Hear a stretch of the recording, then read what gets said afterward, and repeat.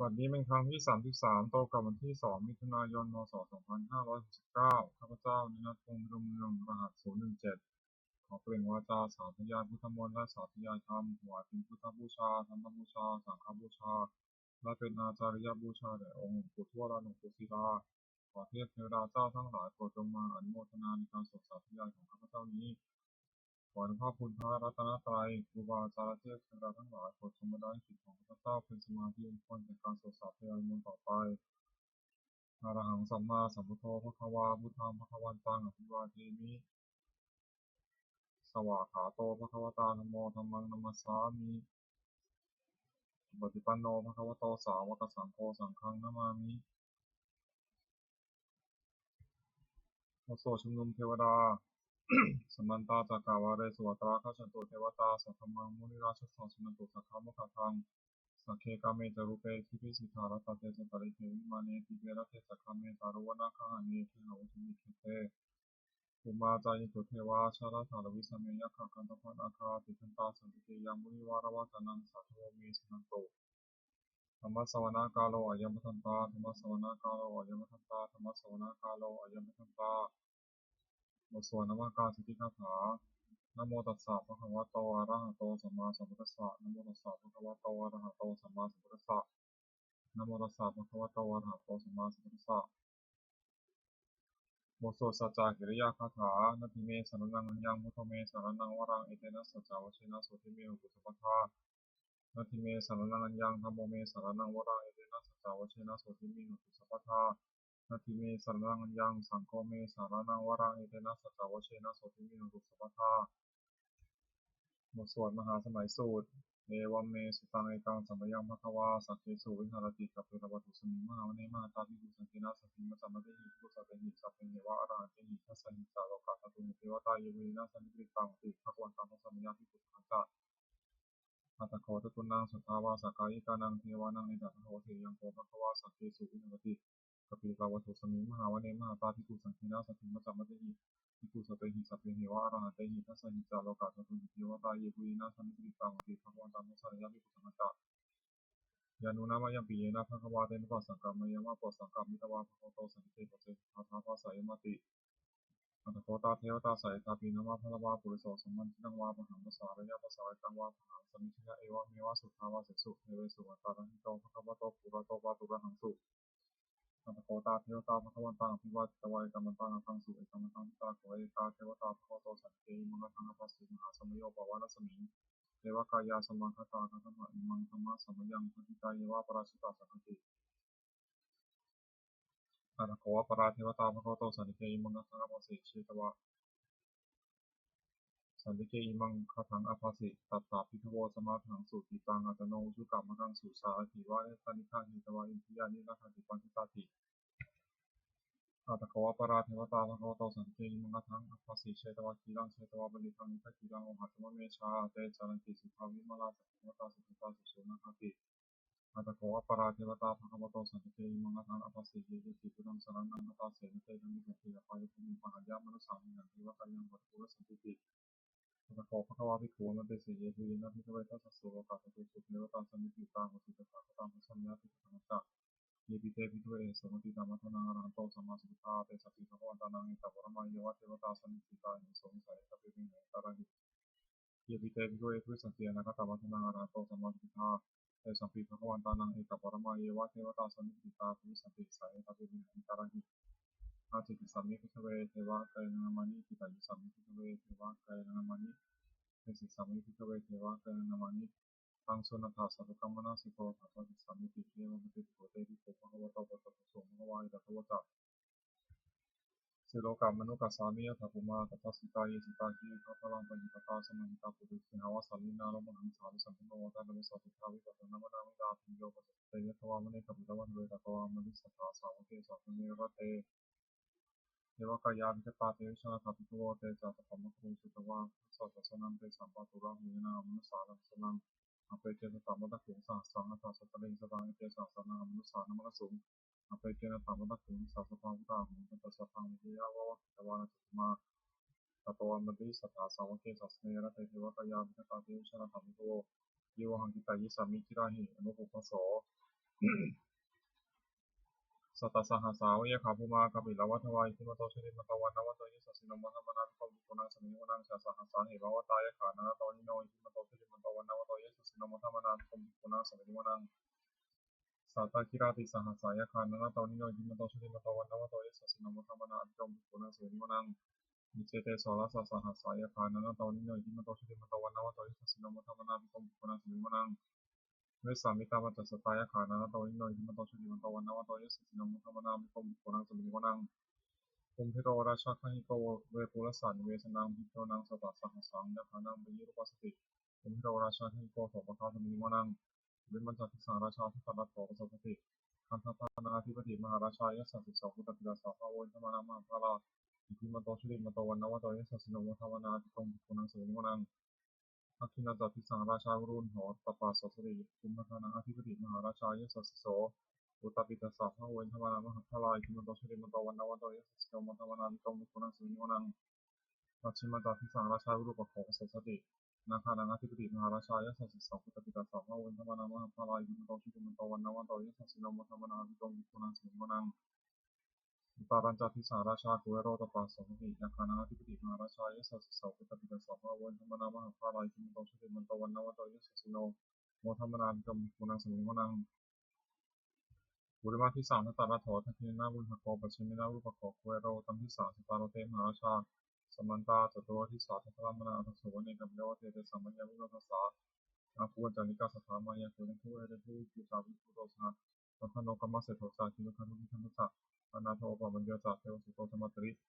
กิจเสโนตกันทโพนารราชาชโนทโพอาภูบัญจสิโกเทวะทิมพโรสุริยาวัชสาเอเตจันเยจาราชโนคันตภาสาราชวิมธรรมนาภิกขุนังสมิมนังถาคูนัมสานาคาเวสาราสหัตถชกากัมภวะโสตาภูปยคาสายาติยามุนาทัตตาราธาจาคุณกายยสสิโนราวโนมานาโคตุภาสมิมนังเยนาคาราชสาสาหารติทิพัทิชาปติทิเสสักโขเวหายสัตเทวนามัสสตตาติตาสุปนาอิเตติสานามังอภัยันตถานาคาราชนามัสสิสุปนโตเขมามะกาจิตโตสังหิวะเตหิวะมยันตานาคาสุปนาสารนามะกังสุปทังชิตาวชิระหัตเถนะสมุทังอสุรหิตาภตตวาสาวะเสติอิทิมันโตยสสิโนกาลกันชามหาวิสมาอสุรธนาเวคัสสะเวปาจิติสุจิจาปหาราโทนุมิสาสัตตะพุทธนังสัพเพโรจนามกาสันนิตวาคุลิงเสนาราหุพะทาวะมุสุญญกันิมัตเตปิปุนังสมิโมนังอาโปตเทวาปฐวิจาเตโชวะโยตถาคโมวรุณาวรุณเทวาโสโวเตหิทัสสะสหามิตาคุณากายิกาคุติวายิสสิโนทัสเสติทัสสะภะกายาสัพเพนะโตนิโนจิมโตชิติมันโตวันนาวโตยิสสิโนมัทธามนามิคมปุนังสมิโมนังเวทุตเทวาสังลิจาสมาติเวยมาตนะสุปัสสะเทวาตนะมุปุระคิตาสุริยสุปัสสะเทวาสุริยมัคคุปุระคิตานะขับวิทุระเทวาคุมัทวะละกาวสุนังวะโสเสโชอัปโปปะคาปุเรนทโททัสเสติทัสสะภะกายาสัพเพนะโตนิโนอิทิมันโตชิติมันโตวันนาวโตยิสสิโนมัทธามนามิคมปุนังสมิโมนังทาคูสาภูเทวาชาลมิกิสิการิวะอริทกาจโรสตะอุมาปุภาวิภาสิโนวรุณาสาธรรมะจตุตาเตเนชกาสุริยะวิจารังคัวสาวเนจิโนทัสเสติทัสสะภะกายาสัพเพนะโตนิโนอิทิมันโตชิติมันโตวันนาวโตยิสสิโนมัทธามนามิคมปุนังสมิโมนังสมานามหาสมานามนุสามนุสุตมากิคาปทุสิกาคัวคูมโนปทุสิกาถาคูหรโยเทวายะเจ้าหิตวาสิโนปาราคามหาปาปาคาเทวายะสิโนทัสเสติทัสสะภะกายาสัพเพนะโตนิโนอิทิมันโตชิติมันโตวันนาวโตยิสสิโนมัทธามนามิคมปุนังสมิโมนังโสกาการุมหาอรุณาคุเวทัสสะสหโอตาตะเนหาปะโมขาภูเทวาวิจักนาสทามตหารักจามิสกาเตยะสัสิโนทายังอาคาวุชิโนยุตสาธุสติทัสเสติทัสสะภะกายาสัพเพนะโตนิโนอิทิมันโตชิติมันโตวันนาวโตยิสสิโนมัทธามนามิคมปุนังสมิโมนังเยมิยาตุสิตายามากัตกาเตยะสัสิโนสัมพิทาลังวะเสถาชุรินามาจาสวา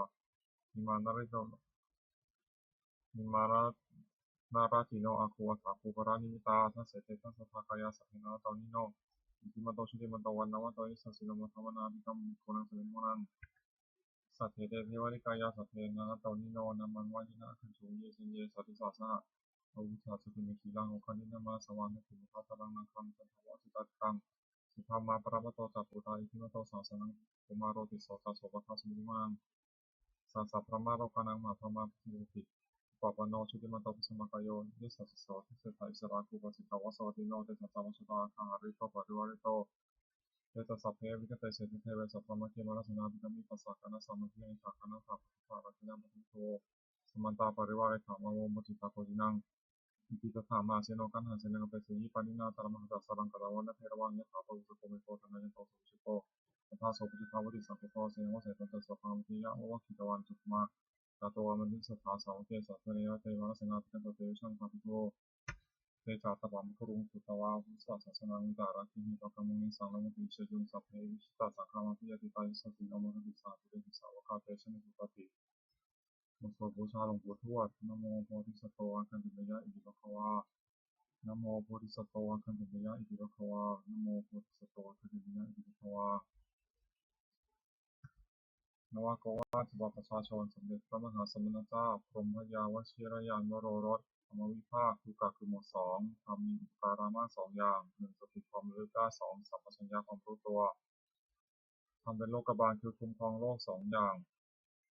หนึ่งฮิริความละอายแก่ใจสองโอตปาความเกรงกลัวทำอันทำให้งามสองอย่างหนึ่งทันติความอดทนสองโสรสาความเฉลียวบุคคลหาได้ยากสองอย่างหนึ่งบุพการีบุคคลผู้ทำอุปการะก่อนสองกตัญญูกตเวทีบุคคลผู้รู้อุปการะที่ท่านทำแล้วตอบแทนทีกาคือหมวดสามรัตนะสามอย่างพระพุทธหนึ่งพระธรรมหนึ่งพระสงฆ์หนึ่งท่านผู้สอนให้ต่อชุมชนของผู้ชอบด้วยกายวาจาใจตามพระธรรมวินัยที่ท่านเรียกว่าพระพุทธศาสนาชื่อพระพุทธเจ้าสอนพระธรรมวินัยที่เป็นคำสั่งสอนของท่านชื่อพระธรรมสามหมู่ชนที่ฟังคำสอนของท่านแล้วปฏิบัติชอบตามพระธรรมวินัยชื่อพระสงฆ์คุณของรัตนะสามอย่างพระพุทธเจ้ารู้ดีรู้ชอบด้วยพระองค์เองก่อนแล้วสอนผู้อื่นให้รู้ตามด้วยพระธรรมย่อมรักษาผู้ปฏิบัติให้ตกไปในที่ชั่วพระสงฆ์ปฏิบัติชอบตามคำสอนของพระพุทธเจ้าแล้วสอนผู้อื่นให้กระทำตามด้วยอาการที่พระพุทธเจ้าทรงสั่งสอนสามอย่างหนึ่งทรงสั่งสอนเพื่อจะให้ผู้ฟังรู้ยิ่งเห็นจริงในธรรมที่คนรู้คนเห็นสองทรงสั่งสอนให้เหตุให้ผู้ฟังอาจตามให้เห็นจริงได้สามทรงสั่งสอนเป็นอัศจรรย์คือผู้ปฏิบัติตามย่อมได้ประโยชน์โดยสมควรแก่ความปฏิบัติโอวาทของพระพุทธเจ้าสามอย่าง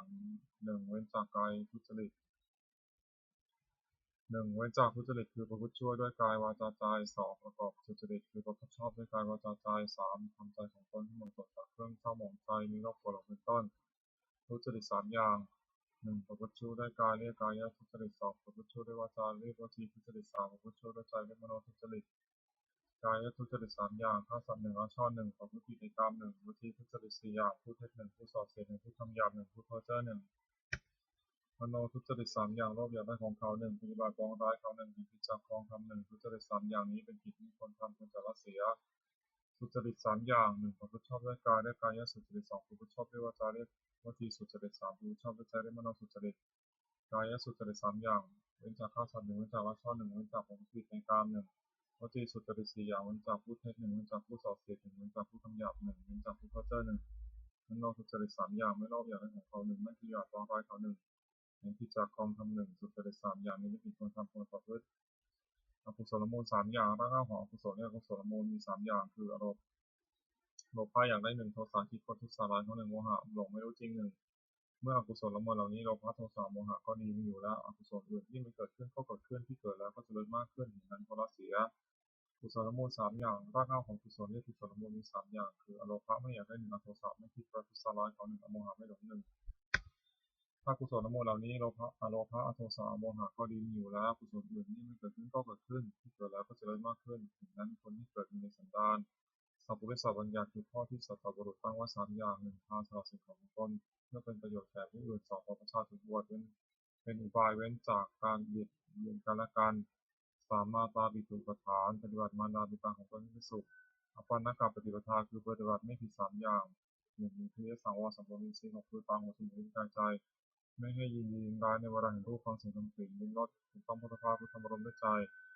สองโภชเนมัตตัญญูตารู้จักประมาณในการกินอาหารแต่พอสมควรไม่มากไม่น้อยสามชักคือยานิโยกประกอบความเพียรเพื่อจะชำระใจให้หมดจดแต่นอนมากนะบุญกิริยาวัตถุสามอย่างสิ่งเป็นที่ตั้งการบำเพ็ญบุญเรียกบุญกิริยาวัตถุโดยย่อมีสามอย่างหนึ่งทานามัยบุญสำเร็จกรรมบริจาคทานสองศีลไม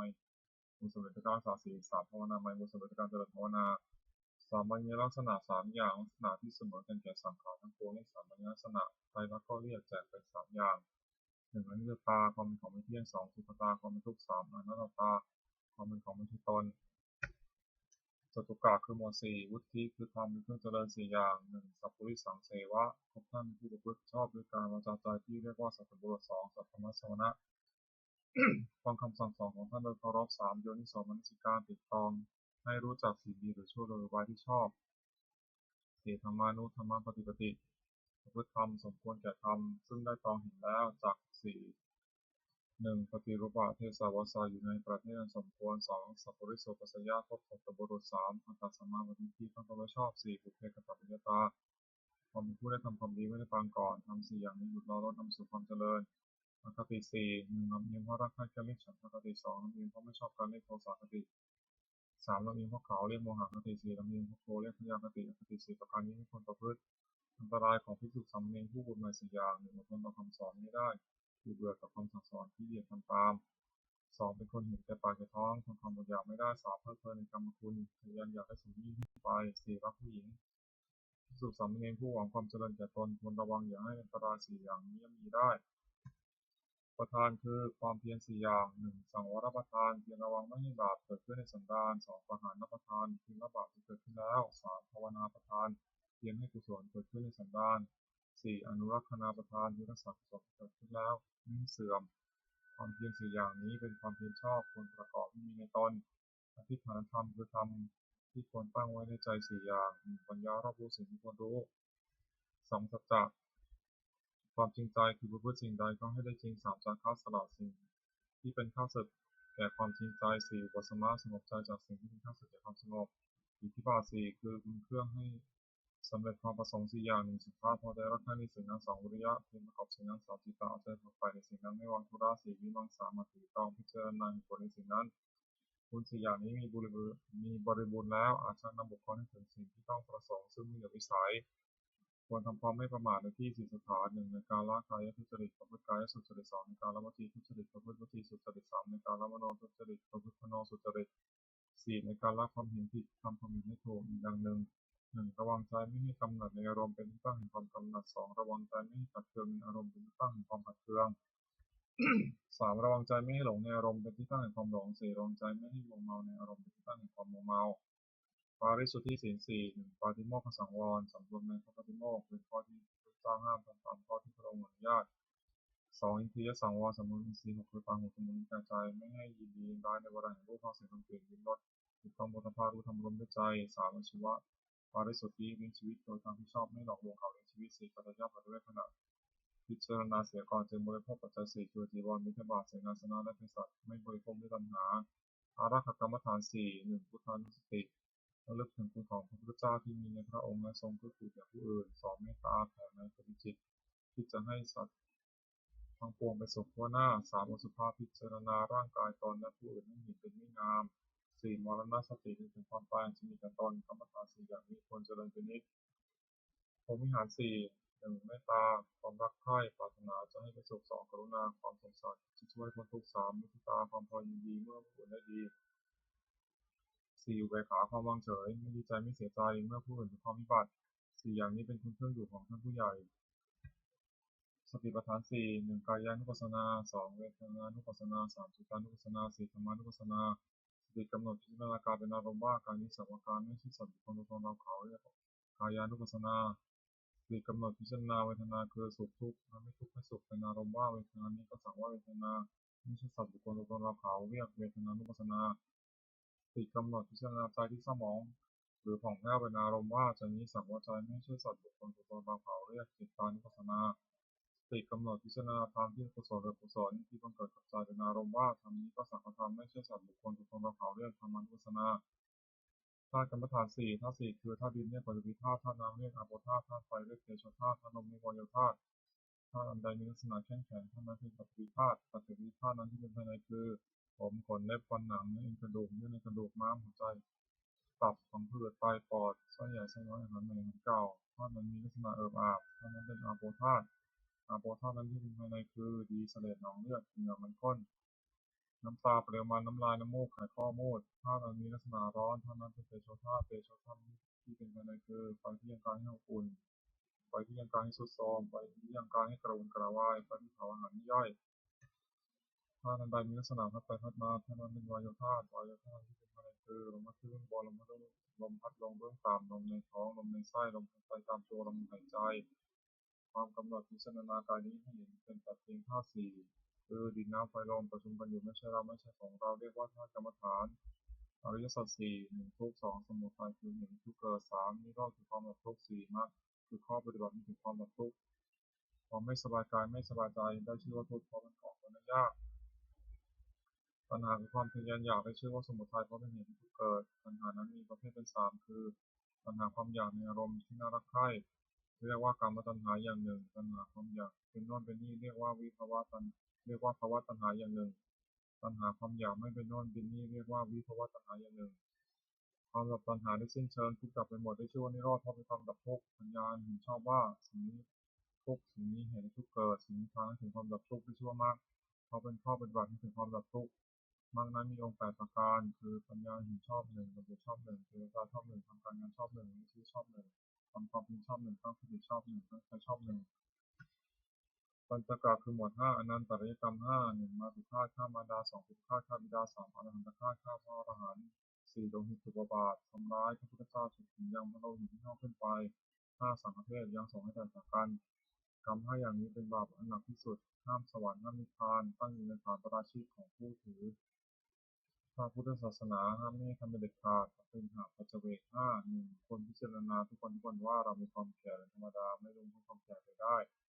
คนสองคนพิจารณาทุกวันว่าเรามีความเจ็บเป็นธรรมดาไม่ลงพ้นความเจ็บไปได้สามคนพิจารณาทุกวันว่าเรามีความตายเป็นธรรมดาไม่ลงพ้นความตายไปได้สี่คนพิจารณาทุกวันว่าเราจะต้องพัดพลาดจากของรักของชอบใจทั้งสิ้นห้าคนพิจารณาทุกวันว่าเรามีกรรมเป็นของตัวเราทำดีจากคนดีทำชั่วจากคนชั่วในศาสตร์ชาติกรณธรรมคือทำความกล้าหาญ5อย่างศรัทธาเชื่อถือมีคนเชื่อ2ศีลสังกายวาจาให้เรียบร้อย3พหุสัจจะความเป็นผู้ศึกษามาก4วิทยาดัมภะอารมณ์ความเพียร5ปัญญาพระผู้ศีลมีความรู้องค์แห่งพิสูจน์ใหม่5อย่าง1สำรวมในพระปฏิโมกข์เป็นข้อที่พระพุทธเจ้าห้ามทำตามข้อที่ทรงอนุญาต2สำรวมมี4คือระวังตาหูจมูกลิ้นกายใจไม่ให้ยินดีร้ายเข้าทำได้ในเวลาแห่งรูป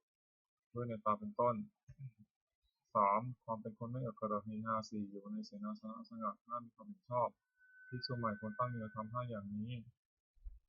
องค์แห่งธรรมกถึกคือนักเทศน์5อย่าง1แสดงธรรมไปโดยลำดับไม่ตัดรัดให้ขาดความ2อ้างเหตุผลแนะนำให้ผู้ฟังเข้าใจ3ตั้งจิตเมตตาปรารถนาให้เป็นประโยชน์แก่ผู้ฟัง4ไม่แสดงธรรมให้เห็นแก่ลาภ5ไม่แสดงธรรมกับพระคนและผู้อื่นถือว่าไม่ยกตนเสียดสีผู้อื่นภิกษุผู้ได้ธรรมะก็ถึกพึงตั้งองค์5อย่างนี้ไว้ในตนธรรมะสวรรค์ที่2คืออานิสงส์การฟังธรรม5อย่าง1ฟังธรรมย่อมได้ฟังผู้ฟังธรรมย่อมได้ฟังสิ่งที่ไม่เคยฟัง2สิ่งใดได้เคยฟังแล้วสิ่งไม่เข้าใจชัดย่อมเข้าใจสิ่งนั้นชัด3บรรเทาความสงสัยเสียได้4ทำความถูกต้องได้5ถึงผู้ฟังย่อมผ่องใสภาระคือธรรมเป็นกำลัง5อย่าง1ศรัทธาความเชื่อ2วิทยาความเพียร3สติความระลึกได้4สมาธิความตั้งใจมั่น5ปัญญาความรอบรู้อินทรีย์5ก็เรียกเพราะเป็นใหญ่ในจิตของตนนิวรณ์5ทำมันกั้นจิตไม่ให้บรรลุความดีเรียกว่านิวรณ์มี5อย่าง1พอใจรักใคร่ในอารมณ์ที่ชอบใจมีรูปเป็นต้นเรียกกามฉันทะ2ปรงรักผู้อื่นไม่ถือบาป3ความที่จิตหูและเพิ่มไม่ถึงอนิจจา4ฟุ้งซ่านและรำคาญในอุทจักอุกุจจะ5ลังเลไม่ตกลงได้ด้วยวิจิกิจฉาขันธ์5นี้ขันธ์5กายกับใจนี้แบ่งออกเป็น5กองเรียกว่าขันธ์5 1รูป2เวทนา3สัญญา4สังขาร5วิญญาณธาตุ4คือดินน้ำไฟลมประชุมกันเป็นกายนี้เรียกว่ารูปความรู้สึกอารมณ์ว่าเป็นสุขคือสบายกายสบายใจหรือทุกข์คือไม่สบายกายไม่สบายใจหรือเฉยๆคือไม่ทุกข์ไม่สุขเรียกเวทนาความจำได้หมายรู้คือจำรูปเสียงกลิ่นรสโผฏฐัพพะรู้อารมณ์ที่เกิดกับใจเรียกว่าสัญญาเจตสิกธรรมคืออารมณ์ที่เกิดกับใจในส่วนนี้เรียกกุศลในส่วนชั่วเรียกอกุศลในส่วนกลางๆไม่ดีไม่ชั่วเรียกอัปยาคือเรียกว่าสังขารความรู้อารมณ์ในเวลาเมื่อรูปมากระทบตาเป็นต้นเรียกว่าวิญญาณขันธ์นี้ย่นเรียกว่านามรูปเวทนาสัญญาสังขารวิญญาณรวมเข้าเป็นนามรูปคงเป็นรูปฉักกะคือหมวด6คารวะ6อย่างความเอื้อเฟื้อในพระพุทธเจ้า1ในพระธรรม1ในพระสงฆ์1ในความศึกษา1ในความไม่ประมาท1ในปฏิสัมพันธ์คือต้อนรับปราศัยภิกษุควรทำคารวะ6ประการนี้สารณียธรรม6อย่างทำเป็นที่ตั้งแห่งความให้ระลึกถึงเรียกสารณียธรรมมี6อย่างคือ1เข้าไปตั้งกายกรรมประกอบด้วยเมตตาในเพื่อนภิกษุสามเณรทั้งต่อหน้าและรับหลังคือช่วยขนขวายธุระของเพื่อนกันและกายมีพยาบาลภิกษุขั้นเป็นต้นด้วยจิตเมตตา 2. เข้าไปตั้งวจีกรรมประกอบด้วยเมตตาในเพื่อนภิกษุสามเณรทั้งสองด้านและรับหลังคือช่วยขวนขวายกิจธุระของเพื่อนกันด้วยวาจาให้กล่าวสั่งสอนเป็นต้นด้วยจิตเมตตา 3. เข้าไปตั้งมโนกรรมประกอบด้วยเมตตาในเพื่อนภิกษุสามเณรทั้งสองด้านและรับหลังคือแต่สิ่งที่เป็นประโยชน์แก่เพื่อนกัน 4. แบ่งปันลาภที่ตนได้มาแล้วโดยชอบธรรมให้แก่เพื่อนภิกษุสามเณรไม่ห่วงไว้บริโภคเฉพาะผู้เดียว 5. รักษาศีลบริสุทธิ์เสมอกันกับเพื่อนภิกษุสามเณรอื่นๆไม่ทำตนให้เป็นที่รังเกียจของผู้อื่น 6. มีความเห็นร่วมกันกับภิกษุสามเณรอื่นๆไม่ว่ากับใครๆความมีความเห็นกันทำ6 อย่างนี้ทำเพื่อที่เป็นที่รักที่เคารพของผู้อื่นเป็นไปเพื่อความสงเคราะห์กันและกันเป็นไปเพื่อความไม่วิวาทกันและกันเป็นไปเพื่อความพร้อมเพรียงเป็นหนึ่งเดียวกัน อายตนะภายใน6ตาหูจมูกลิ้นกายใจอินทรีย์6ก็เรียกอายตนะภายนอก6รูปเสียงกลิ่นรสโผฏฐัพพะคืออารมณ์ที่มาถูกต้องกายธรรมคืออารมณ์ที่เกิดกับใจอารมณ์6ก็เรียกวิญญาณ6อาศัยรูปกระทบตาเกิดความรู้ขึ้นเรียกจักรวิญญาณอาศัยเสียงกระทบหูเกิดความรู้ขึ้นเรียกโสตวิญญาณอาศัยกลิ่นกระทบจมูกเกิดความรู้ขึ้นเรียกฆานวิญญาณอาศัยรสกระทบลิ้นเกิดความรู้ขึ้นเรียกชิวหวิญญาณอาศัยโผฏฐัพพะกระทบกายเกิดความรู้ขึ้นเรียกกายวิญญาณอาศัยธรรมเกิดกับใจเกิดความรู้ขึ้นเรียกมโนวิญญาณสัมผัส6อายตนะภายในมีตาเป็นต้นอายตนะภายนอกมีรูปเป็นต้นจักขุวิญญาณมีจักขุวิญญาณเป็นต้นกระทบกันด้วยสัมผัสมีชื่อตามอายตนะภายในเป็น6คือจักขุสัมผัสโสตสัมผัสฆานสัมผัสชิวหสัมผัสกายสัมผัสมโนสัมผัสเวทนา6สัมผัสนั้นเป็นปัจจัยให้เกิดเวทนาเป็นสุขบ้างทุกข์บ้างไม่ทุกข์ไม่สุขบ้างมีชื่อตามอายตนะภายในเป็น6คือจักขุสัมผัสสัจจเวทนาโสตสัมผัสสัจจเวทนาฆานสัมผัสสัจจเวทนาชิวหสัมผัสสัจจเวทนากายสัมผัสสัจจเวทนามโนสัมผัสสัจจเวทนาธาตุ6 1. ปฐวีธาตุที่ธาตุดิน 2. อาโปธาตุที่ธาตุน้ำ 3. เตโชธาตุที่ธาตุไฟ 4. วายโยธาตุที่ธาตุลม 5. กัสสปธาตุคือชวามีในกาย 6. วิญญาณธาตุคือความรู้อะไรได้สัตตกะคือหมวด 7. อปาริหานิยธรรม 7 อย่างทำไม่เป็นที่ตั้งแห่งความเสื่อมเป็นไปเพื่อความเจริญฝ่ายเดียวเรียกชื่อว่าอปาริหานิยธรรมมี 7 อย่างคือ 1. มันประชุมกันเป็นมิตร 2. เมื่อประชุมก็พร้อมเพรียงกันประชุมเมื่อเลิกประชุมก็พร้อมเพรียงกันเลิกพร้อมเพรียงช่วยกันทุกกิจที่สงฆ์ต้องทำ 3. ไม่บัญญัติสิ่งที่พระเจ้าไม่บัญญัติขึ้นไม่ถอนสิ่งที่พระองค์ทรงบัญญัติไว้แล้วสมาทานศึกษาในสิกขาบทตามที่พระองค์ทรงบัญญัติไว้ 4. ภิกษุเหล่าใดเป็นผู้ใหญ่เป็นประธานในสงฆ์เคารพนับถือภิกษุเหล่านั้นเชื่อฟังพระธรรมของท่าน 5. ไม่รู้อำนาจแก่ความอยากที่เกิดขึ้น 6. ยินดีในเสนาสนะป่า 7. ตั้งคือว่าเพื่อนภิกษุสามเณรซึ่งเป็นผู้มีศีลที่ยังไม่มาสู่อาวาสถอยมาที่มาแล้วขออยู่เป็นสุขทำ7 อย่างนี้ตั้งอยู่ในผู้ใดผู้นั้นไม่มีความเสื่อมเลยเป็นไปมีแต่ความเจริญฝ่ายเดียวอริยทรัพย์ 7 ทรัพย์คือคุณความดีที่มีในสันดานอย่างประเสริฐเรื่องอริยทรัพย์7 อย่างคือ 1. ศรัทธาเชื่อถือที่เชื่อ 2. ศีลรักษากายวาจาให้เรียบร้อย 3. หลีกความละอายต่อบาปทุจริต 4. โอตตัปปะคือเรื่องกลัวต่อบาป 5. โทสะจากความเป็นคนที่ได้ยินฟังมามากคือทำทรงธรรมและรู้สึกหรือเปล่าวิทยามาก 6. จาคะสละให้ความสิ่งของทุกคนอย่าคนที่ควรให้ปาน 7. ปัญญารอบรู้สิ่งที่เป็นประโยชน์และไม่เป็นประโยชน์สัพพุริสธรรม 7 อย่างธรรมของสัตบุรุษเรียกว่าสัพพุริสธรรมมี 7 อย่าง 1. ธรรมัญญตาคือเป็นผู้รู้จักเหตุเช่นรู้จักว่าสิ่งนี้เป็นเหตุสุขสิ่งนี้เป็นเหตุแห่งทุกข์ 2. อัฏฐัญญตาความเป็นผู้รู้จักผลให้รู้จักว่าสุขเป็นผลแห่งเหตุอันนี้ทุกข์เป็นผลแห่งเหตุอันนี้ 3. อัตตัญญตาความเป็นผู้รู้จักตนว่าเราว่าโดยชาติตระกูลยศศักดิ์สมบัติบริวารความรู้และคุณธรรมเพียงเท่านี้เราประพฤติตนให้สมควรแก่ที่เป็นอย่างไร 4. มัตตัญญตาความเป็นผู้รู้ประมาณในการแสวงหาเครื่องเลี้ยงชีวิตแต่โดยทางที่ชอบและรู้จักประมาณในการบริโภคแต่พอควร 5. กาลยุตาความเป็นผู้รู้จักกาลเวลาสมควรในการประกอบสิ่งนั้น 6. ปริสัญญตาความเป็นผู้รู้จักต่อชุมชนและกิริยาที่ต้องประพฤติต่อชุมชนนั้นๆว่าหมู่นี้เข้าไปหาจะต้องทำอย่างนี้จะต้องทำกิริยาอย่างนี้จะต้องพูดอย่างนี้เป็นต้น 7. ปุคละปโรปราณิตาความเป็นผู้รู้จักเลือกบุคคลว่าผู้นี้เป็นคนดีคนพบผู้นี้เป็นคนไม่ดีไม่ควรพบเป็นต้นสัพพุริสธรรมอีก 7 อย่าง 1. สัตบุรุษประกอบด้วยธรรม 7 ประการคือมีศรัทธามีความนายต่อบาปมีความกลัวต่อบาปเป็นคนได้ยินได้ฟังมากเป็นคนมีความเพียรเป็นคนมีสติมั่นคงเป็นคนมีปัญญา 2. จะปรึกษาสิ่งใดกับใครๆก็ไม่ปรึกษาเพื่อจะบิดเบือนตนและผู้อื่น 3. จะคิดสิ่งใดก็ไม่คิดเพื่อจะบิดเบือนตนและผู้อื่น 4. จะพูดสิ่งใดก็ไม่พูดเพื่อจะบิดเบือนตนและผู้อื่น 5. จะทำสิ่งใดก็ไม่ทำเพื่อจะบิดเบือนตนและผู้อื่น 6. มีความเห็นชอบมีเห็นว่าทำดีได้ดีทำชั่วได้ชั่วเป็นต้น 7. ให้ทานโดยเคารพคือเอื้อเฟื้อแก่ของที่ตัวให้และผู้รับทานนั้นไม่ทำอาการบิดทิ้งเสียโพชฌงค์ 7 1. สติความระลึกได้ 2. ธรรมวิจยะความสดส่องธรรม 3. วิริยะความเพียร 4. ปิติความอิ่มใจ 5. ปัสสัทธิความสงบใจและอารมณ์ 6. สมาธิความตั้งใจมั่น 7. อุเบกขาความวางเฉยเรียกตามประเภทว่าสติสัมโพชฌงค์ไปโดยลำดับจนถึงขั้นอุเบกขาสัมโพชฌงค์อัตถกะทั้งหมด8โลกธรรม8ธรรมที่ครอบงำสัตว์โลกอยู่คือสัตว์โลกย่อมเป็นไปตามธรรมนั้นเรียกว่าโลกธรรมโลกธรรมนี้มี8อย่างคือมีลาภหนึ่งไม่มีลาภหนึ่งมียศหนึ่งไม่มียศหนึ่งมีทานหนึ่งสรรเสริญหนึ่งสุขหนึ่งทุกข์หนึ่งในโลกธรรม8ประการนี้อย่างใดอย่างหนึ่งเกิดขึ้นควรพิจารณาว่าสิ่งนี้เป็นที่รักแก่เราเข้าใจว่ามันไม่เที่ยงเป็นทุกข์มีความแปรปรวนเป็นธรรมดาควรรู้ตามที่เป็นจริงอย่าให้มันครอบงำจิตได้คืออย่ายินดีในส่วนที่ปรารถนาอย่ายินร้ายในส่วนที่ไม่ปรารถนา ลักษณะตัดสินธรรมวินัย8ประการทำเหล่าใดเป็นไปเพื่อความกำหนัดย้อมใจหนึ่งเป็นไปเพื่อความประกอบทุกหนึ่งเป็นไปเพื่อความสะสมกองกิเลสหนึ่งเป็นไปเพื่อความอยากใหญ่หนึ่งเป็นไปเพื่อความไม่สันโดษยินดีด้วยของมีอยู่คือมีนี่แล้วอย่างนั้นนั่นหนึ่งเป็นไปเพื่อความทุกข์ทีด้วยหมู่คณะหนึ่งเป็นไปเพื่อความเกลียดค้านหนึ่งเป็นไปเพื่อความยุ่งยากหนึ่งทำเหล่านี้พึงรู้ว่าไม่ใช่ธรรมไม่ใช่วินัยไม่ใช่คำสั่งสอนของพระศาสดาทำเหล่าใดเป็นไปเพื่อความคลายกำหนัดหนึ่งเป็นไปเพื่อความตัวเสียสละทุกหนึ่งเป็นไปเพื่อความไม่สะสมกองกิเลสหนึ่งเป็นไปเพื่อความอยากอันน้อยหนึ่งเป็นไปเพื่อความสันโดษยินดีด้วยของมีอยู่หนึ่งเป็นไปเพื่อความสงัดจากหมู่หนึ่งเป็นไปเพื่อความเพียรหนึ่งเป็นไปเพื่อความง่ายหนึ่งคำเหล่านี้พึงรู้ว่าเป็นธรรมเป็นวินัยเป็นคำสั่งสอนของพระศาสดามรรคมีองค์8 1. สัมมาทิฏฐิปัญญาเห็นชอบคือถึงอริยสัจสี่ 2. สัมมาสังกัปปะดำริชอบคือดำริออกจากกามหนึ่งดำริในอันไม่มีบาปหนึ่งดำริในอันไม่เบียดเบียนหนึ่ง 3. สัมมาวาจาเจรจาชอบคือเว้นจากวจีทุจริต4 4. สัมมากัมมันตะ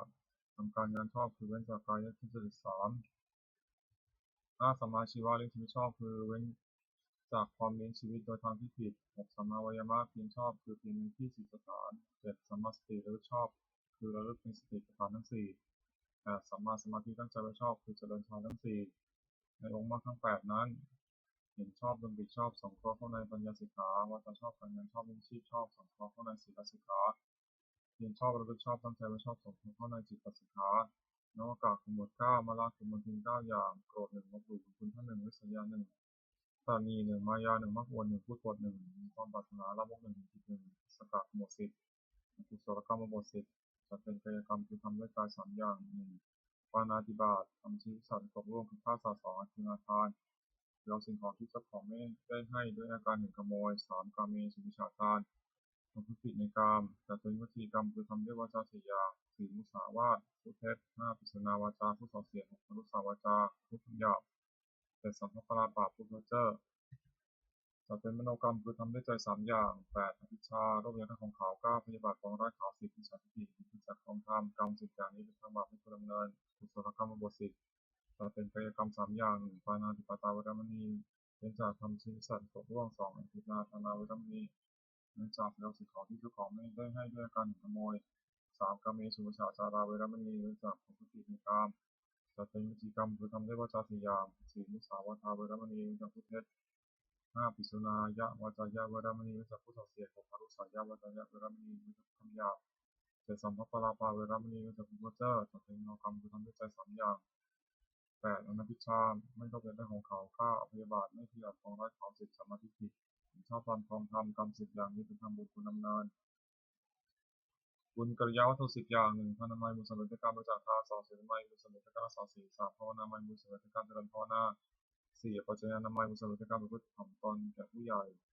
5วิยาวัจจะมัยบุญสำเร็จด้วยการช่วยขนขวายในกิจที่ชอบ6ปฏิภาณามัยบุญสำเร็จด้วยการให้ส่วนบุญ7ปัตตานุโมทนามัยบุญสำเร็จด้วยการอนุโมทนาส่วนบุญ8ธรรมสวนัยบุญสำเร็จด้วยการฟังธรรม9ธรรมเทศนาวันบุญสำเร็จด้วยการแสดงธรรม10พิธีกรรมการทำความให้ตรงทำที่บรรพชิตคนพิจารณาเนือง10อย่าง1บรรพชิตคนพิจารณาเนืองว่าแบบนี้เรามีเพศต่างๆที่หันแล้วอาการกิริยาใดๆของสมณะเราต้องทำอาการกิริยานั้นๆ2บรรพชิตคนพิจารณาเนืองว่าความมีชีพของเราเนื่องด้วยผู้อื่นเราควรทำตัวให้เขาเลี้ยงง่าย3บรรพชิตคนพิจารณาเนืองว่าอาการกายวาจาอย่างอื่นที่เราจะต้องทำให้ดีขึ้นแต่ก่อนนี้ยังมีอยู่อีกไม่ใช่เพียงเท่านี้4บรรพชิตคนพิจารณาเนืองว่าตัวของเราเองผิดศีลตัวของเราเองโดยศีลได้หรือไม่5บรรพชิตคนพิจารณาเนืองว่าผู้ใครควรแล้วติเตียนเราโดยศีลได้หรือไม่6บรรพชิตคนพิจารณาเนืองว่าเราจะต้องพัดพลาดจากของเราของชุดเดินทั้งนั้น7บรรพชิตคนพิจารณาเนืองว่าเรามีกรรมเป็นของตัวเราทำดีจากได้ดีทำชั่วจากได้ชั่ว 8 บรรพชิตคนพิจารณาหนึ่งว่าวันคืนล่วงไปแบบนี้เราทำอะไรอยู่ 9 บรรพชิตคนพิจารณาหนึ่งว่าเรายินดีที่สงัดหรือไม่ 10 บรรพชิตคนพิจารณาหนึ่งว่าคุณวิเศษของเรามีอยู่หรือไม่ที่จะให้เราเป็นผู้ไม่ก็เกิดในเวลาเพื่อนบรรพชิตถามในการภายหลังนาถกรณธรรมคือทำทุกสิ่งอย่างศีลรักษาการวาจาให้เรียบร้อย2ความสัตย์ความเป็นผู้ให้สดับตับฟังมาก3กัลยาณมิตรความเป็นผู้มีเพื่อนดีงาม4สวัสดิตาความเป็นผู้ว่าง่ายสอนง่าย5กินการมีสุขตาความขยันเอาใจใส่ในกิจธุระของเพื่อนที่ถูกสำเนิน6ธรรมกรรมตาความใคร่ในธรรมที่ชอบ7วิริยะยินเพื่อจะละความชั่วประพฤติความดี8สันโดษมีด้วยพระนุ่งห่มอาหารที่นอนที่นั่งและยาตามจำได้9สติทำการที่ได้ทำและคำที่พูดแล้วไม่นานได้10ปัญญารอบรู้ในกองสังขารตามจริงเป็นอย่างไรคาถาวัตถุคือถ้อยคำที่ควรพูด10อย่าง1อภิจักคาถาถ้อยคำที่ชักนำให้มีความปรารถนาน้อย2สันตุติคาถาถ้อยคำที่ชักนำให้สันโดษยินดีด้วยปัจจัยตามมีตามได้3ปวิเวกคาถาถ้อยคำที่ชักนำให้สงัดกายสงัดใจ4อสังสักขคาถาถ้อยคำที่ชักนำไม่ให้รักคนด้วยโม5วิริยารัมภคาถาถ้อยคำที่ชักนำให้ปรารภความเพียร6ศีลคาถาถ้อยคำที่ชักนำให้ตั้งอยู่ในศีล7สมาธิคาถาถ้อยคำที่ชักนำให้ทำใจให้สงบ8ปัญญาคาถาถ้อยคำที่ชักนำให้เกิดปัญญา9วิมุตติคาถาถ้อยคำที่ชักนำให้ทำใจให้พ้นจากกิเลส10วิมุตติญาณทัศนคาถาถ้อยคำที่ชักนำให้เกิดความรู้ความเห็นในความที่ใจพ้นจากกิเลสอนุสติคืออารมณ์คนระลึก10ประการ1พุทธานุสติระลึกถึงคุณของพระพุทธเจ้า2ธรรมานุสติระลึกถึงคุณของพระธรรม3สังฆานุสติระลึกถึงคุณของพระสงฆ์4ศีลานุสติระลึกถึงศีลของตน5จาคานุสติ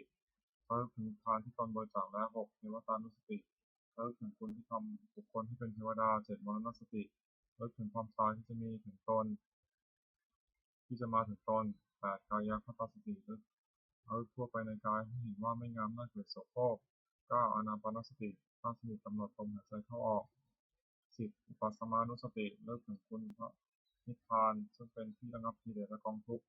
อคินกะคือหมดกิเลสคือโทษเครื่องสมอง16อย่าง1อภิชฌาวิสมาโลภะละโมบไม่สม่ำเสมอคือความเพ่งเล็ง2โทสะร้ายกาจ3โกรธ3โกธาโกรธ4ปานาหะ6โกรธไว้5มัคคะก็คือคุณท่าน6ปาราสะตีเสมอคือยกตัวเทียมท่าน7อิสสาริษยาคือหินเขาที่ดีคุณหยุดไม่ได้8มัจฉริยะตานี9มายามัญญาคือเจ้าเล่ห์10สัพยะโอ้อวด11สัมภาษณ์หูดื้อ12สารพัดถึงดี13มานะถือตัว14อธิมานะดูหมิ่น15มัทธะมุม16ของมัทธะเลิศเลิศโพธิปักขิยธรรม37ประการสติปัฏฐาน4สัมมาปัฏฐาน4อิทธิบาท4อินทรีย์5พละ5ผู้ทรง7มรรคมีองค์8ที่มีปฏิบัติตุกะกรรมกิเลสคือกรรมเครื่องสมอง4อย่าง1ปาณาติบาตทำชี้สัตว์ให้ตกล่วง2อธินาทานเราสิ่งของที่เจ้าของไม่ให้ด้วยการขโมย3กาเมสุวิชฌาจารทำผิดในกาม4มุสาวาทพูดเท็จกรรม4อย่างนี้นักปราชญ์ไม่สรรเสริญเลยอบายมุขคือเหตุเครื่องชิบหาย4อย่าง1ความเป็นนักเลงหญิง2ความเป็นนักเลงสุรา3ความเป็นนักเลงเล่นการพนัน4 6คนชั่วเป็นมิตรโทษ4ประการนี้ไม่ควรประกอบทิฏฐิทำมิคาถาประโยชน์คือประโยชน์ในปัจจุบัน4อย่าง1อุทานะสัมปทาถึงพร้อมด้วยความหมั่นในการประกอบกิจเครื่องเลี้ยงชีวิตก็ดีในการศึกษาเราเรียนก็ดีในการทำธุระหน้าที่ของตนก็ดี2อารักขาสัมปทาถึงพร้อมด้วยการรักษาคือรักษาทรัพย์ที่แสวงหามาได้ด้วยความหมั่นไม่ให้เป็นอันตรายก็ดีรักษาการงานของตัวไม่ให้เสื่อมเสียไปก็ดี3กัลยาณมิตรตาความเป็นเพื่อนมีคนความมีเพื่อนเป็นคนดีไม่ทุกคนชั่ว4สัมมาชีวิตาความมีชีวิตตามสมควรกับกำลังทรัพย์ที่หาได้ไม่ให้ฝึกจนนับไม่ให้ฝึกไปนะสัมปรายิกถประโยชน์คือประโยชน์ในภายหน้า4อย่าง1ศรัทธาสัมปทาถึงพร้อมด้วยศรัทธาคือเชื่อสิ่งที่ควรเชื่อเช่นเชื่อว่าทำดีได้ดีทำชั่วได้ชั่วเป็นต้น2ศีลสัมปทาถึงพร้อมด้วยศีลเพื่อรักษากายวาจาด้วยดีไม่มีโทษ3จาคะสัมปทาถึงพร้อมด้วยการบริจาคทานเป็นการเสด็จสุขให้แก่ผู้อื่น4ปัญญาสัมปทาถึงพร้อมด้วยปัญญารู้จักบาปผลคุณโทษประโยชน์ไม่ใช่ประโยชน์เป็นต้นมิตรปฏิรูปคือคนที่มิตร4จำพวก1คนปอกลอก2คนที่จะพูด3คนหัวกระจบ4คนที่ชวนในทางที่หายคน4จำพวกนี้ไม่ใช่มิตรแต่เป็นคนที่มิตรไม่ควรคบ 1 คนปองรอบมีลักษณะ 4 1คิดนำแต่ได้ฝ่ายเดียว 2 4ให้น้อยคิดนำให้ได้มาก 3ไม่มีใครแก่ตัวจนนับว่าผิดของเพื่อน 4คบเพื่อนเพราะเห็นแก่ประโยชน์ของตัว 2คนมีแต่พูดมีลักษณะ 4 1เก็บเอาของล่วงแล้วมาปราศัย 2อ้างเอาของที่ไม่มีมาปราศัย 3สงเคราะห์ด้วยหาสิ่งหาประโยชน์ไม่ได้ 4ออกปากเพื่อไม่ได้ 3คนหัวกระจบมีลักษณะ 4 1จะทำชั่วก็คอยตาม 2จะทำดีก็คอยตาม 3ต่อหน้าว่าสรรเสริญ 4รับหลังตั้งนินทา 4คนชักชวนให้เขาที่นอนมีลักษณะ 4 1ชักชวนดื่มน้ำเมา 2ชักชวนเที่ยวกลางคืน 3ชักชวนให้เมาในการเล่น 4ชักชวนเล่นการพนัน มิตรแท้4จำพวก 1มิตรมีอุปการะ 2มิตรร่วมสุขร่วมทุกข์ 3มิตรให้ประโยชน์ 4มิตรมีความรักใคร่ มิตร4จำพวกนี้เป็นมิตรแท้ควรคบ 1มิตรมีอุปการะมีลักษณะ 4 1ป้องกันเพื่อนผู้ประมาทแล้ว 2ป้องกันทรัพย์สมบัติของเพื่อนผู้ประมาทแล้ว 3เมื่อมีใครเป็นที่พึ่งความรักได้ 4เมื่อมีธุระช่วยออกทรัพย์ให้เกินกว่าที่ออกปาก 2มิตรร่วมสุขร่วมทุกข์มีลักษณะ 4 1ขยายความรักของเพื่อนของตนแก่เพื่อน 2ปิดความลับของเพื่อนไม่แพร่งพราย 3ไม่ละทิ้งในยามวิบัติ 4แม้ชีวิตก็สลัดงานได้ 3มิตรให้ประโยชน์มีลักษณะ 4 5ไม่ให้ทำความชั่ว 2แนะนำให้ตั้งอยู่ในความดี 3ให้ฟังสิ่งที่ไม่เคยฟังสิ่งของท่านสอนให้ 4มิตรมีความรักใคร่มีลักษณะ 4 1ทุกข์ด้วย 2สุขด้วย 3โต้เถียงคนอื่นที่ติเตียนเพื่อน 3 4รับรองคนที่พูดสรรเสริญเพื่อน สังหาวัตถุ 4 อย่าง 1 ทานให้ปันสิ่งของตนแก่ผู้อื่นที่ควรให้ปัน 2ปิยวาจาเจรจาวาจาที่อ่อนหวาน 3อัตจริยาประพฤติสิ่งที่เป็นประโยชน์แก่ผู้อื่น 4สมานะตาความเป็นคนมีตนเสมอไม่ถือตัวคนทั้ง 4 อย่างนี้เป็นเครื่องยึดเหนี่ยวจิตใจเป็นเครื่องยึดเหนี่ยวใจของผู้อื่นไว้ได้ สุขของพระธรรม 4 อย่าง 1สุขเกิดจากความมีทรัพย์ 2สุขเกิดจากการจ่ายทรัพย์บริโภค 3สุขเกิดจากความไม่ต้องเป็นหนี้ 4สุขเกิดจากการประกอบการงานที่ปราศจากโทษ ความปรารถนาของบุคคลในโลกที่สมหาด้วยยาก 4 อย่าง 1ขอสมบัติจงเกิดมีแก่เราโดยทางที่ชอบ 2ขอยศจงเกิดมีแก่เรากับญาติพวกพ้อง 3ขอเราจงรักษาอายุยืนนาน 4เมื่อสิ้นชีพแล้วขอเราจงไปบังเกิดในสวรรค์ทำเป็นเหตุให้สมหมายมีอยู่ 4 อย่าง 1ศรัทธาสัมปทาถึงพร้อมด้วยศรัทธา 2ศีลสัมปทาถึงพร้อมด้วยศีล 3จาคะสัมปทาถึงพร้อมด้วยบริจาคทาน 4ปัญญาสัมปทาถึงพร้อมด้วยปัญญาตระกูลนั้นมั่งคั่งจะตั้งอยู่นานไม่ได้เพราะสถานสี่ 1ไม่แสวงหาพัสดุที่หายแล้ว 2ไม่บูรณะพัสดุที่ค้ำค่า 3ไม่รู้จักประมาณในการบริโภคสมบัติ 4ตั้งสตรีหรือบุรุษผู้ศีลให้เป็นแม่เรือนพ่อเรือนผู้หวังจะดำรงตระกูลคนเน้นสถาน 4 ประการนี้เสียธรรมของคฤหัสถ์ 4 1สัตตะสัตย์ซื่อแก่การ 2ธรรมะรู้จักความผิดของตน 3ขัดขืนตน 4จาคะสละให้ปันสิ่งของตนแก่คนที่ควรให้ปัน ปัญจกะประโยชน์เกิดแต่การถือโภคทรัพย์ 5 อย่างแสวงหาโภคทรัพย์ได้มีทางที่ชอบแล้ว 1มีตัวมารดาบิดาบุตรภรรยาบ่าวพ่ายให้เป็นสุข 2มีเพื่อนฝูงให้เป็นสุข 3บำบัดอันตรายที่เกิดแต่เหตุต่างๆ 4ทำดี5 อย่างคือกอไก่ยาติตรีสงเคราะห์ญาติขอไข่อธิติตรีต้อนรับแขกขอควายปลูกพระเพตตรีทำบุญอุทิศที่ผู้ตายงูราชพีถวายเป็นหลวงมีพระเศียรคำเป็นต้นจอจานเทวตาพีทำบุญอุทิศที่เทวดา 5บริจาคทานในสมณพราหมณ์ผู้รู้ชอบ ศีล 5 1ปาณาติปาตาเวรมณีเว้นจากทำชีวิตสัตว์ตกล่วงไป 2อธินนาทานาเวรมณีเว้นจากถือเอาสิ่งของที่เจ้าของไม่ได้ให้ด้วยการขโมย 3กาเมสุมิจฉาจาราเวรมณีเว้นจากของผิดในกาม 4มุสาวาทาเวรมณีเว้นจากผู้เท็จ 5สุราเมรยมัชฌัปปมาทัฏฐานาเวรมณีเว้นจากดื่มน้ำเมาคือสุราและเมรัยอันเป็นที่ตั้งแห่งความประมาทศีล 5 ประการนี้เครื่องหัดโทรศัพท์เป็นนิจ มิจฉาวนามิจฉาคือการค้าขายไม่ชอบธรรม5 อย่าง 1ค้าขายเครื่องกลางหา 2ค้าขายมนุษย์ 3ค้าขายสัตว์เป็นสำหรับข้าผู้เป็นอาหาร 4ค้าขายน้ำมัน 5ค้าขายยาพิษ การค้าขาย5 อย่างนี้เป็นข้อห้ามอุบาสกไม่ให้ประกอบ สมบัติของอุบาสก5 ประการ 1ประกอบด้วยศรัทธา 2มีศีลบริสุทธิ์ 3ไม่ถือมงคลตื่นข่าวคือเชื่อกรรมไม่เชื่อมงคล 4ไม่แสวงหาเกียรติบุญนอกพุทธศาสนา 5บำเพ็ญบุญแต่ในพุทธศาสนาอุบาสกพึงตั้งสมบัติ 5 ประการละเว้นวิบัติจาก 5 ประการซึ่งเป็นวิปริตจากสมบัตินั้นสังขารที่ 6 1ปุราติมทิคิดที่เบื้องหน้ามารดาบิดา 2ปัจฉิมทิคิดที่เบื้องขวาอาจารย์ 3ปัจฉิมทิคิดที่เบื้องหลังบุตรภรรยา 4อุตตรทิคิดที่เบื้องซ้ายมิตร 5หิคิทิคิดที่เบื้องต่ำบ่าว 6อุปริมทิคิดที่เบื้องบนสมณพราหมณ์ 1ปุราติมทิคิดที่เบื้องหน้ามารดาบิดาบุตรถูกบำรุงด้วยสถาน 1. ท่านได้เลี้ยงมาแล้วเลี้ยงท่านตอบ 2. ทำกิจของท่าน 3. ดำรงวงศ์สกุล 4. ประพฤติตนให้เป็นคนควรรับทรัพย์มรดก 5. เมื่อท่านล่วงลับไปแล้วทำบุญอุทิศให้ท่านมารดาบิดาได้รับบุญชินแล้วย่อมอนุเคราะห์บุตรและสถาน 5. 1. ห้ามไม่ทำความชั่ว 2. ให้ตั้งอยู่ในความดี 3. ให้ศึกษาศิลปวิทยา 4. ทำปริญญาที่สมควรให้ 5. มอบทรัพย์ให้ในสมัย 2. ประกินอาทิตย์ที่บ้างขวาอาจารย์ 10. บำรุงด้วยสถาน 5. 1. ลุกขึ้นยืนรับ 2. ด้วยเข้าไปยืนคอยรับใช้ 3. ด้วยเชื่อฟัง 4. ด้วยอุปถาก 5. ด้วยเรียนศิลปวิทยาโดยเคารพอาจารย์ได้รับบำรุงชีวิตแล้วย่อมอนุเคราะห์ 10. ด้วยสถาน 5. 1. ให้ทำดี 2. ให้เป็นดี 3. บอกศิลปะสิ้นเชิงไม่ปิดบังอำพราง 4. ยกย่องให้ปรากฏในเพื่อนฝูง 5. ทำความป้องกันในที่ทั้งหลายคือจะไปที่ทางไหนก็ไม่อดอยาก 3. ปัจฉิมทิศที่เบื้องหลังภรรยาสามีคือบำรุงด้วยสถาน 5. 1. ด้วยยกย่องนับถือว่าเป็นภรรยา 2. ด้วยไม่ดูหมิ่น 3. ด้วยไม่ประพฤติร่วงใจ 4. ด้วยมอบความเป็นใหญ่ให้ 5. ด้วยให้เครื่องแต่งตัวภรรยาได้รับบำรุงชีวิตแล้วย่อมอนุเคราะห์สามีด้วยสถาน 5. 1. จัดการงานดี 2. สงเคราะห์คนข้างเคียงของผัวดี 3. ไม่ประพฤติร่วงใจผัว 4. รักษาทรัพย์ที่ผัวหามาได้ไว้ 5. ขยันไม่เกียจคร้านในกิจการทั้งปวง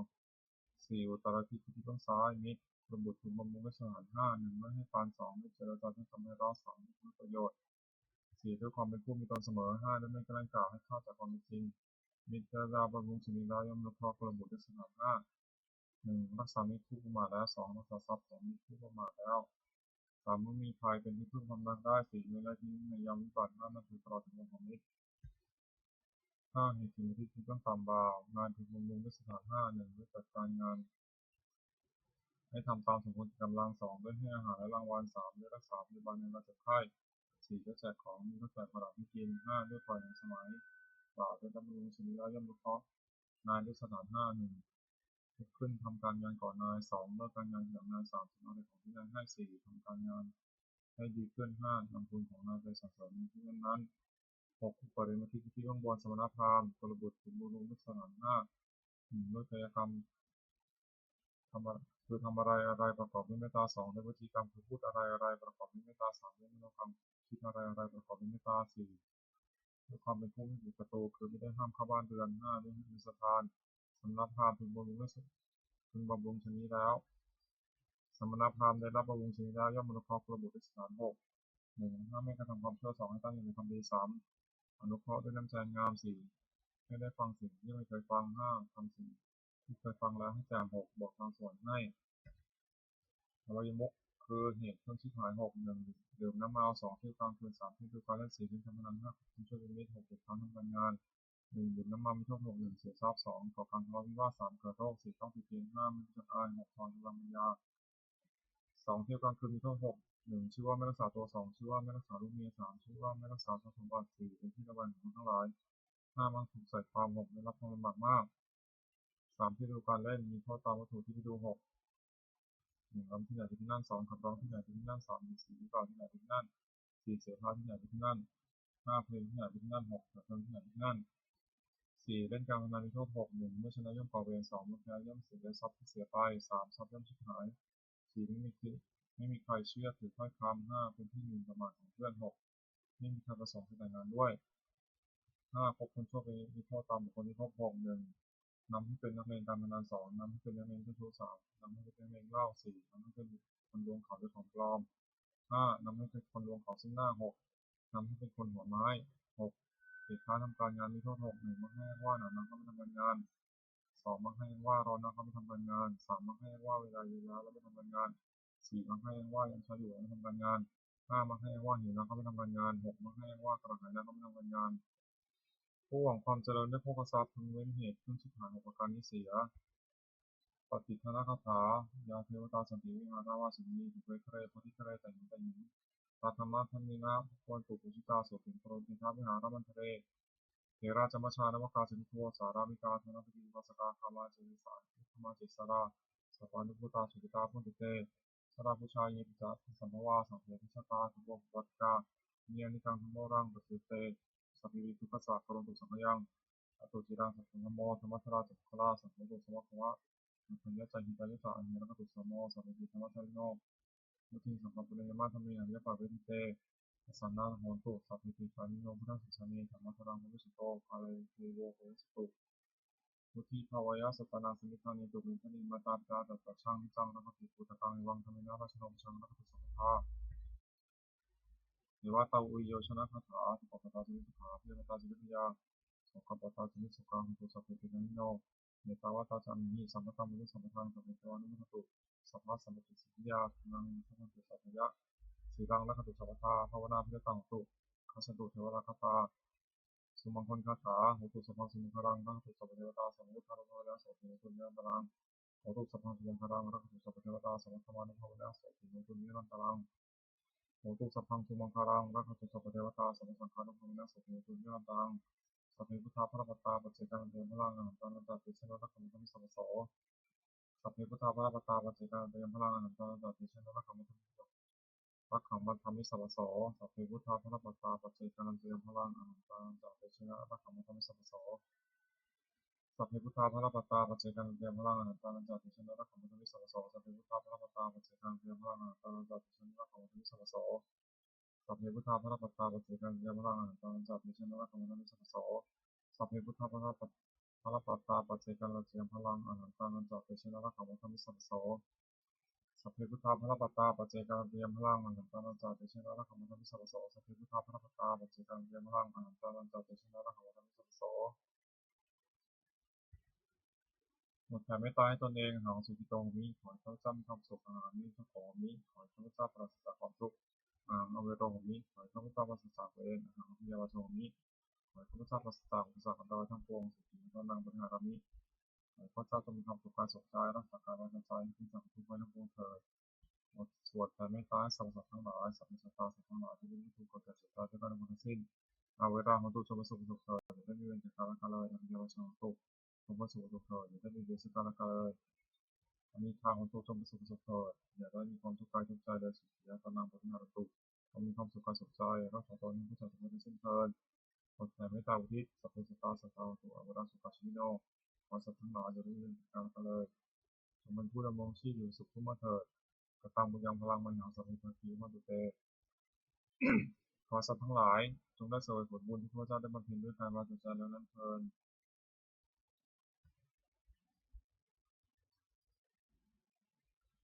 ขอที่สองแห่งผลบุญกุศลนี้จงเป็นสัพพะสิริมงคลแก่พระเจ้าแค่ข้าขอการจะทุกข์โศกโรคภัยอันตรายทั้งปวงไม่มีแหล่งรายได้สุจริตมั่นคงเป็นสมาชิกชอบธรรมเพราะว่าไม่มีอยากได้ตนเลยไม่มีแหล่งพระเจ้าพระเจ้ามีสมาธิผิดทั้งมันนั้นทำคำสอนของสมเด็จสัมมาสัมพุทธเจ้าดำรงอยู่ในความดีงามต่อกาลนานอีกทั้งขอเทพเทวดาทั้งหลายที่ได้อนุโมทนาสาธุการในส่วนนี้โปรดประสิทธิ์ประสาทพรน้องสองในพระนามพรดิสุวัฒนพรหลวงพ่อฤาษีมนมหายันหลวงปู่ศิลารวมถึงวัตถุมงคลทั้งปวงที่สามสิ่งของเหล่านี้ได้จัดสร้างขึ้นให้เปี่ยมด้วยพุทธานุภาพเทวานุภาพและทิพยานุภาพศักดิ์สิทธิ์อำนวยผลให้เสด็จมงคลแก่ผู้ครอบครองและบูชาทุกประการเทอญ